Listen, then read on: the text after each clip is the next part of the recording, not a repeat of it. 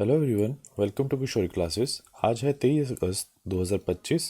23 अगस्त 2025 के जितने भी मोस्ट इंपॉर्टेंट करंट अफेयर हैं उनको डिस्कस करेंगे। तो आप किसी भी एग्जाम की तैयारी कर रहे हैं, इस वीडियो में लास्ट तक बने रहें और इस चैनल को सब्सक्राइब और शेयर जरूर करें। तो चलिए स्टार्ट करते हैं आज का फर्स्ट क्वेश्चन में पूछा गया है कि जो खेलो इंडिया जो वाटर स्पोर्ट फेस्टिवल है, जल क्रीड़ा महोत्सव 2025 है, उसका आयोजन कहाँ किया जाएगा। उसका आयोजन किया जाएगा जम्मू और कश्मीर में। नेक्स्ट उसके बाद में कुछ फैक्ट्स देख लेते हैं।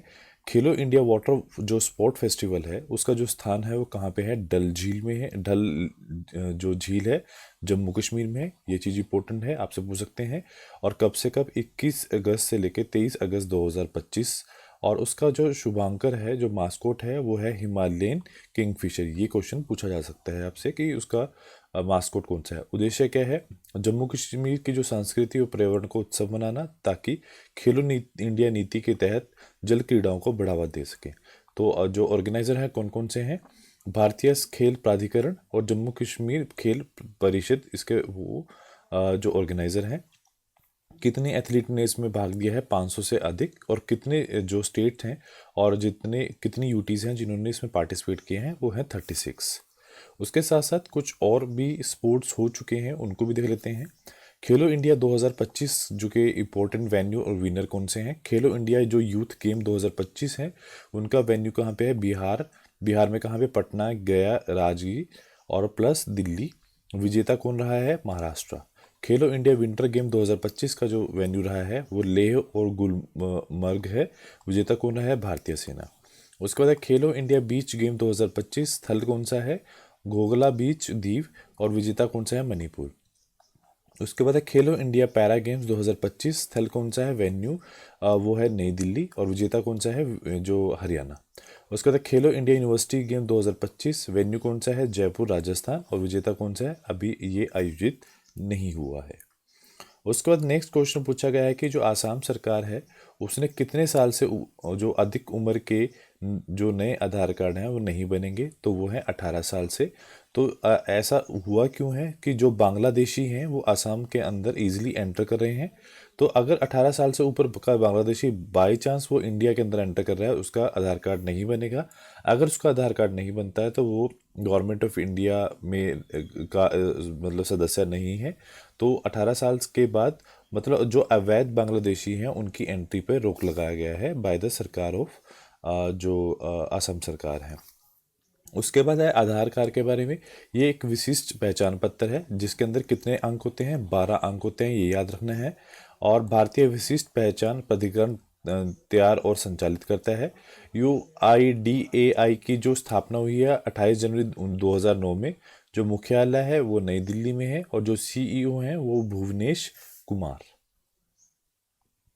उसका नेक्स्ट क्वेश्चन पूछा गया है कि दुनिया के सबसे दयालु जज जो मानने वाले हैं, फ्रैंक कैपेरियो जो हैं, उनका निधन हुआ है। वो किस देश से संबंधित थे, तो वो अमेरिका देश से संबंधित थे और उनको बीमारी थी, इनको कैंसर था, पैनक्रियाटिक कैंसर। तो उसके साथ साथ तो क्वेश्चन ये है कि ये अमेरिका के पूर्व जो प्रसिद्ध न्यायाधीश हैं फ्रैंक कैम्पेरियो, जिनका 88 ईयर में निधन हुआ है।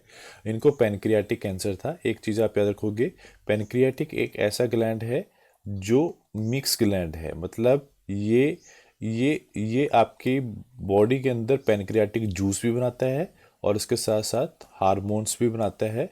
हार्मोन्स कौन से हैं, एक तो बनाता है इंसुलिन और एक बनाता है ग्लूकेगॉन। इंसुलिन जब हमारे ब्लड के अंदर जो मीठा है उसकी मात्रा बढ़ जाए तो उसको रेगुलेट करने के लिए इंसुलिन होता है। और ग्लूकेगॉन कौन सा होता है, जब हमारी बॉडी के अंदर जो ब्लड है उसमें मीठे की मात्रा कम हो जाए तो उसको रेगुलेट करने के लिए ग्लूकेगॉन होता है। तो 1985 से 2023 तक रोड आइलैंड के जो प्रेसिडेंस है नगर के जो न्यायालय में मुख्य न्यायाधीश रहे हैं। इनका एक टीवी शो भी है, कॉट इन प्रोविडेंस, से पूरे विश्व से में प्रसिद्ध है। भारत समेत कई देशों में इनको दुनिया का सबसे दयालु जज बोला जाता है था। उसके साथ साथ हाल में ही इंडिया में प्रमुख निधन हुए हैं। बॉब सिम्पसन जो पूर्व ऑस्ट्रेलिया कप्तान और कोच, ला गणेशन जो नागालैंड के राज्यपाल, वेस पेस जो है महान हॉकी खिलाड़ी, सत्यपाल मलिक जम्मू कश्मीर के पूर्व राज्यपाल, शुभू सोरेन जो हैं झारखंड के पूर्व मुख्यमंत्री, टीपीएन मनोहरन आईडीबीआई बैंक के चेयरमैन, वसंती देवी शिक्षाविद और पूर्व कुलपति, कला भवन नवाज जो मलयालम अभिनेता हैं, इनका हाल में ही निधन हुआ है।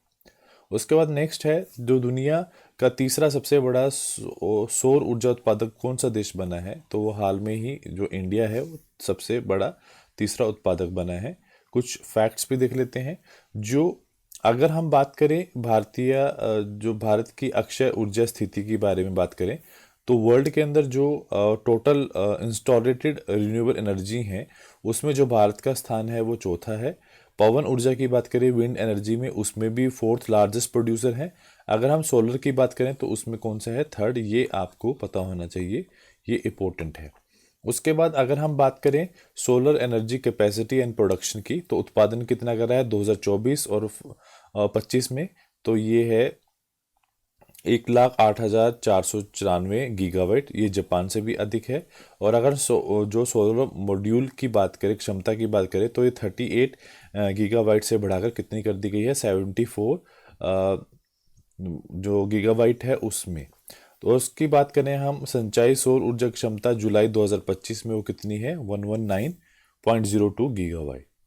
उसके बाद नेक्स्ट क्वेश्चन है, ऑनलाइन गेमिंग बिल 2025 के अनुसार किस प्रकार की गेमिंग पर पूर्ण प्रतिबंध लगा दिया गया है, तो वो आपकी रियल मनी जो गेमिंग है। रियल मनी का मतलब होता है कई बार छोटे जो बच्चे होते हैं वो कई बार मोबाइल से पैसे कटवा देते हैं ऑनलाइन गेमिंग के अंदर, तो ये एक तरह का फ्रॉड होता था। तो अभी जो ऑनलाइन गेमिंग 2025 का जो बिल आया है उसमें जो रियल मनी गेमिंग है कि पैसे हम देंगे, आप इतने पैसे लगाओ, तो उसके ऊपर इन्होंने रिस्ट्रिक्शन लगा दी गई है। उसके साथ है नेक्स्ट, भारतीय स्टेट बैंक ने जो अग्निवीर हैं उनको बिना गारंटी के कितना ऋण देने की घोषणा की है। तो पहला क्वेश्चन तो यही बन जाता है कि कौन सा बैंक है, तो एसबीआई है, भारतीय स्टेट बैंक है। और कितना देंगे वो बिल, जो ऋण कितना दे सकते हैं, वो 4 लाख रुपए दे सकते हैं विदाउट एनी गारंटी। और उसके बाद नेक्स्ट है, उसके साथ साथ पहला स्मॉल फाइनेंस बैंक को यूनिवर्सल बैंकिंग लाइसेंस कौन मिला है, वो कौन सा है, AU small finance bank. IMF के उप प्रबंधक निदेशक इस्तीफा दिया है जिनका नाम गीता गोपीनाथ है। फेडरल बैंक की जो पहली ब्रांड एम्बेसडर है वो विद्या बालन है। ट्रेन में पहला एटीएम लगाने वाला बैंक बैंक ऑफ महाराष्ट्र है। डिजिटल ट्रांसफॉर्मेशन अवार्ड 2025 आरबीआई को मिला है। वन मैन ऑफिस पहल एलआईसी द्वारा चलाई गई है।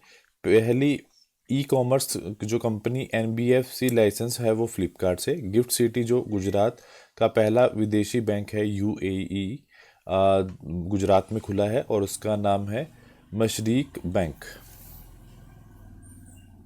उसके बाद नेक्स्ट क्वेश्चन है कि किस देश में जो ने अंतर्राष्ट्रीय आपराधिक न्यायालय है, इंटरनेशनल क्रिमिनल जो कोर्ट है, उसके अधिकारियों पर प्रतिबंध लगाया है। तो हाल में ही अमेरिका ने उस पर प्रतिबंध लगाया है।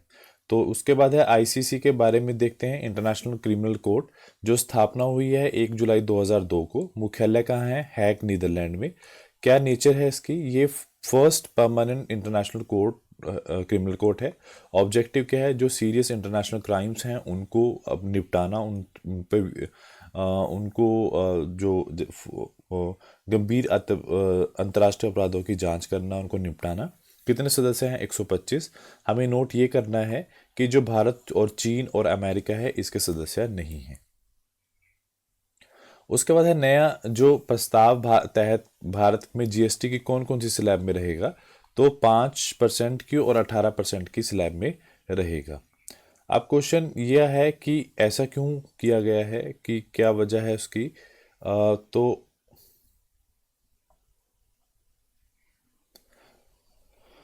तो सबसे पहले है जीएसटी का प्रपोजल अगस्त, सिंप्लीफिकेशन प्रपोजल दिया गया है अगस्त 2025 में। 21 अगस्त को जो मंत्रियों की समिति है उन्होंने सरकार को प्रस्ताव को मंजूरी दी है। अब केवल जो 2 स्लैब रहेंगे वो कौन से रहेंगे, वो रहेंगे 5 और 18%। जो ये नई दरें हैं वो दिवाली तक लागू कर दी जाएंगी। अब क्वेश्चन है नए स्ट्रक्चर में क्या है, जो 5% के स्लैब है उसमें क्या है, आवश्यक वस्तुएं हैं, एक्सेंशियल गुड्स हैं और डेली आइटम्स हैं, उनके ऊपर सिर्फ 5% ही जीएसटी लगेगा। अगर हम 18% की बात करें तो वो जनरल गुड्स हैं और सर्विसेज हैं जिनके ऊपर 18% स्लैब लगेगा। और अगर हम बात करें 40% की, उसमें केवल जो चुनिंदा लग्जरी और हानिकारक वस्तुएं हैं, तंबाकू हैं, ऑनलाइन गेमिंग है, उनके अंदर जो है वो 40% जो जीएसटी लगेगा। अभी जीएसटी के बारे में कुछ और फैक्ट्स पढ़ लेते हैं, एक तरह से आपको उसका स्टैटिक जीके भी पता होना चाहिए। उद्देश्य क्या है, किसी तरह के टैक्स खत्म कर पूरे देश में एक ही कीमत पर सामान उपलब्ध कराना, वो जीएसटी का मेन मोटो होता है। पूरा नाम क्या है, गुड्स एंड सर्विस टैक्स। पहली कंट्री कौन सी है, फ्रांस 1954 में। और इंडिया की पोजीशन क्या है, 161 है जिसने जीएसटी लागू किया है। सुझाव किसने दिया है, विजय केलकर समिति ने। और ड्राफ्ट कमेटी हेड कौन है, असीम दास गुप्ता। लोकसभा में पेश किया गया 3 अगस्त 2016 को। राज्यसभा में पेश किया गया वो 8 अगस्त 2016 को। राष्ट्रपति ने कब मंजूरी दी है, 8 सितंबर 2016 को इसकी मंजूरी दी है। उसके बाद नेक्स्ट क्वेश्चन है कि भारत में जीएसटी के बारे में डिस्कस करते हैं। इम्प्लीमेंट कब किया गया है, सबसे इम्पोर्टेंट है 1 जुलाई 2017 को।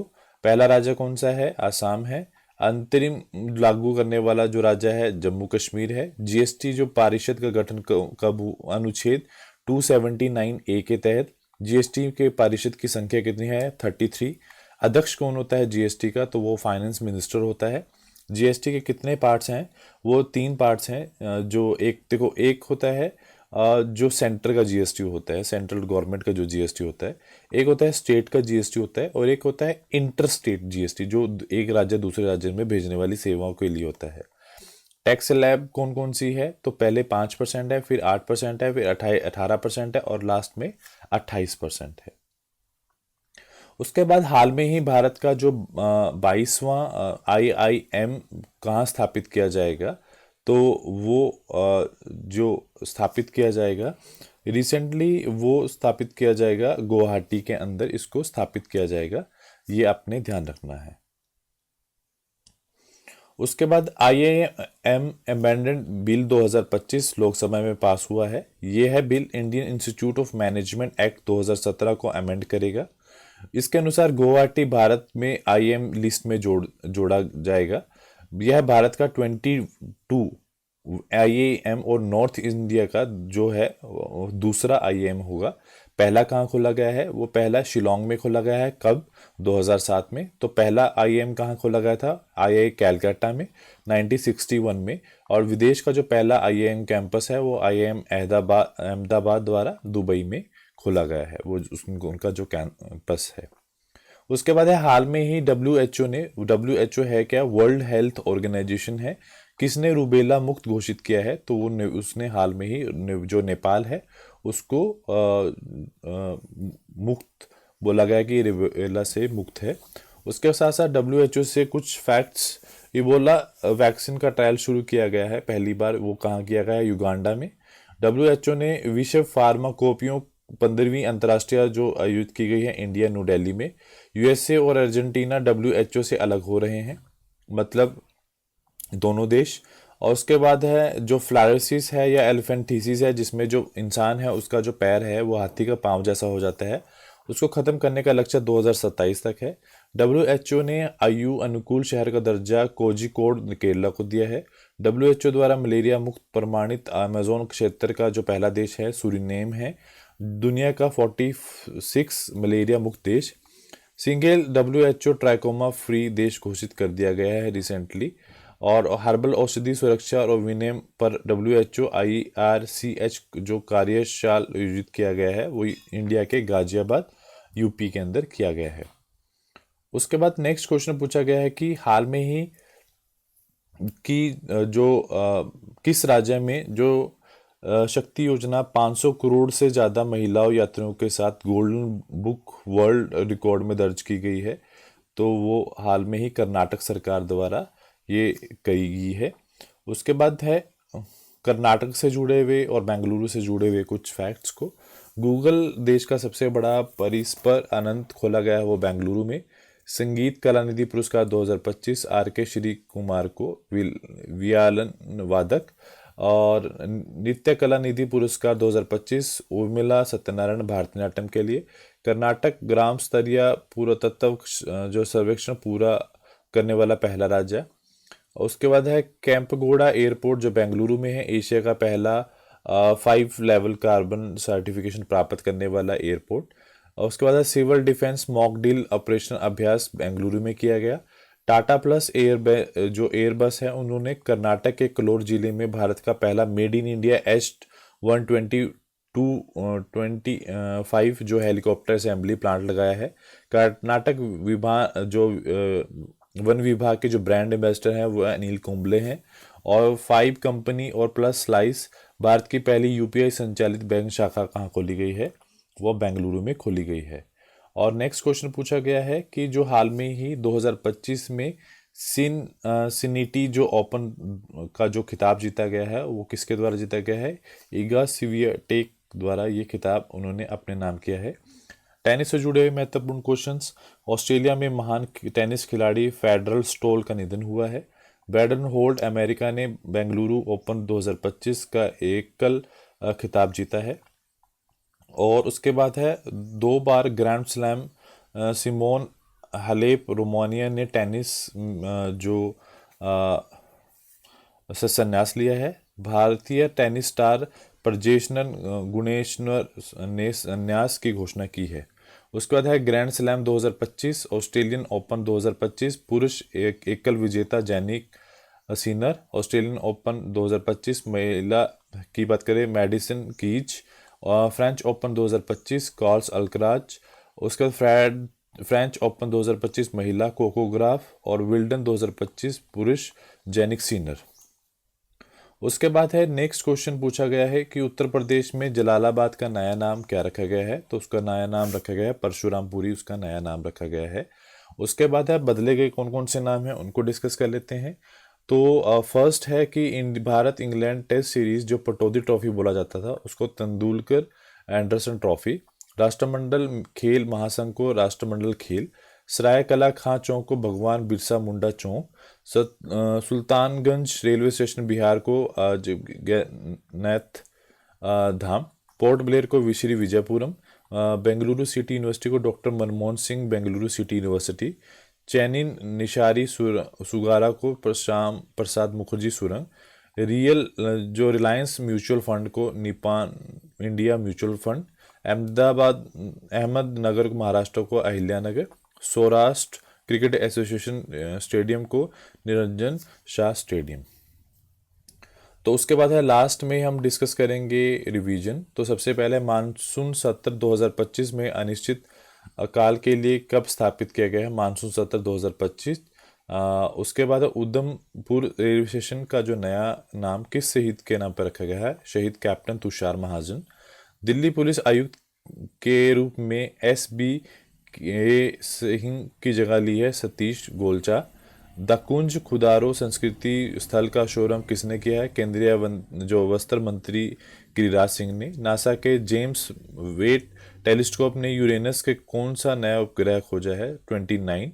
Shape of a memo film की अंतर्राष्ट्रीय फिल्मोत्सव में चयनित किया गया है, बुसान अंतर्राष्ट्रीय फिल्म मौसम विजन सेक्शन में। मिस यूनिवर्स इंडिया 2025 का खिताब किसने जीता है, जो मानिका विश्वकर्मा है, उन्होंने ये खिताब अपने नाम किया है। नेक्स्ट और लास्ट में जो देखा गया है वो ये है कि NCERT जो बुक्स पब्लिश करती हैं उन्होंने एक नया विशेष मॉड्यूल जारी किया है, किस नाम से, ऑपरेशन सिंदूर। जलालाबाद का नया नाम परशुरामपुरी। ट्विटर के जो पूर्व CEO पराग अग्रवाल ने कौन सा स्टार्टअप लॉन्च किया है, पराल वेब सिस्टम। अनचक्र आपूर्ति श्रृंखला उपकरण किस देश में लागू किया गया है, 30 राज्यों में PDC दक्षता को बढ़ाने के लिए। प्रेस सेवा पोर्टल शुभारंभ किसने किया है, प्रेस महापंजिका ने। आसाम में IIM गुवाहाटी की स्थापना के लिए लोकसभा ने कौन सा विधेयक पारित किया है, IIM गुवाहाटी स्थापना विधेयक। सिटी ओपन 2025 का पहला खिताब किसने जीता है, कार्ल्स अल्कराज ने। तो आज के लिए इतना ही। Do like share and subscribe my channel. Thank you so much.